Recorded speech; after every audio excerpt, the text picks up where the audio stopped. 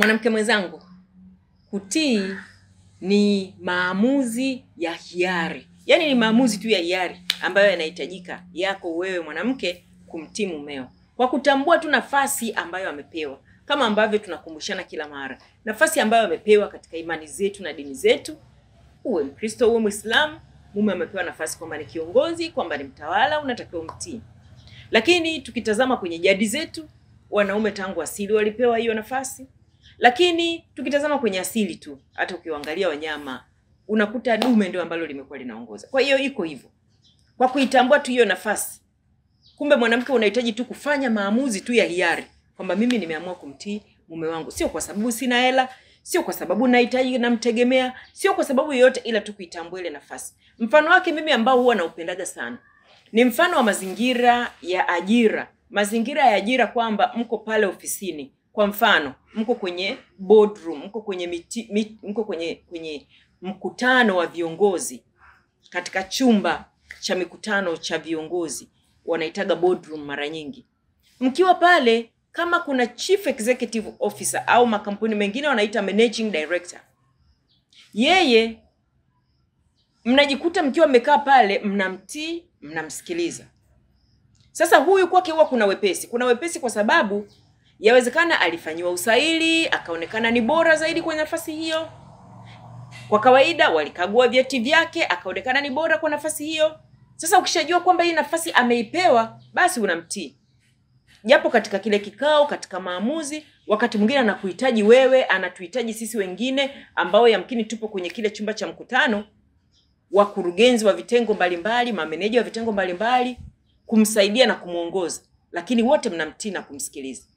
Lakini mfano mzuri zaidi huwa ni pale ambapo itokee sasa mpo kwenye mkutano, labda ainuke, alafu aseme ninampa nafasi fulani aweze kukaimu nafasi yangu kwa sababu kumetokea emergency, mimi natoka. Kumetokea dharura, mimi natoka. Utakuta kwamba yule aliyepewa kukaimu mara tu baada ya kukabidhiwa ile nafasi alikuwa mwenzetu, tunalingana naye, pengine tunalingana vyeo, pengine tunalingana mshahara, pengine tunalingana elimu. Lakini kwa kuwa tu amekabidhiwa ile nafasi, kwa kuitambua ile nafasi, tunaamua tu kumtii. Atakapoanza kutuongoza, anaruhusu nani aongee, nani asiongee, anamalizia na kukamilisha maamuzi, tunamsikiliza, tunamtii.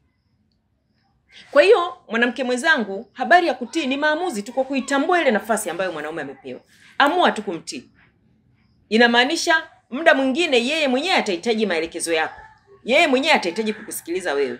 Yeye mwenyewe atahitaji mawazo yako, labda hata na mawazo ya wengine. Sio kwamba anajua kila kitu, sio kwamba anaweza kila kitu, sio kwamba anaela kuliko wewe, ni kuitambua tu ile nafasi na wewe fanya tu maamuzi ya kumtii. Ukifanya tu maamuzi utakuta mambo yote yanakuwa mepesi. Kwamba yeye ni kiongozi, kapewa na dini, kapewa na asili nikiangalia, kapewa na jadi zetu. Lakini pia sasa yawezekana wakati mwingine huwa tuna kwenye haya mazingira ya ajira huwa tunakuwa na utii zaidi kwa kuona kwamba hapa nisipotii kuna madhara yatatokea.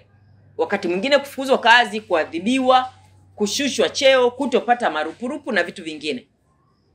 Kumbe tunapofikia kwenye mazingira ya nyumbani, mara nyingine wanawake tunaacha kutii wakati tunajua tunatakiwa kutii. Na hapa tunakumbushana kila siku tunatakiwa kutii. Tunasahau kwamba madhara pia yapo. Vitu alivyoviweka Mungu, madhara pia yapo. Yapo madhara kwamba familia inabongonyoka usipotii. Inabongonyoka hata kama ni mume wako ataamua kunyamaza ili kuwe na amani, bado unabongonyoa familia.